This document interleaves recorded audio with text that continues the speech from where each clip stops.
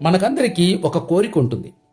మనం చేసే పనిని అందరూ మెచ్చుకోవాలి, మనల్ని అందరూ ఇష్టపడాలని.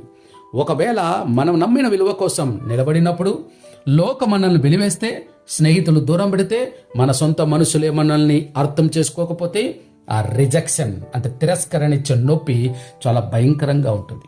కానీ మీకు తెలుసా, చరిత్రలో దేవుడు గొప్పగా వాడుకున్న ప్రతి ఒక్కరూ ఈ స్థితిని దాటి వచ్చిన వారే. ఈరోజు మనం ఆ గొప్ప సత్యాన్ని తెలుసుకోబోతున్నాం. అదేమిటంటే, లోకం నిన్ను వెలివేసినప్పుడు దేవుడు నీకు మరింత దగ్గరవుతాడు. మనం ఎందుకు బాధపడతాం? ఎందుకంటే మనం మన సంతోషాన్ని ఇతరుల చేతిలో పెడతాం కాబట్టి. అవును, వారు బాగున్నావంటే సంతోషిస్తాం, వారు నువ్వు వేస్ట్ అంటే కృంగిపోతాం. మనుషుల ఆమోదం అనేది ఇసుక మీద కట్టిన ఇల్లు లాంటిది.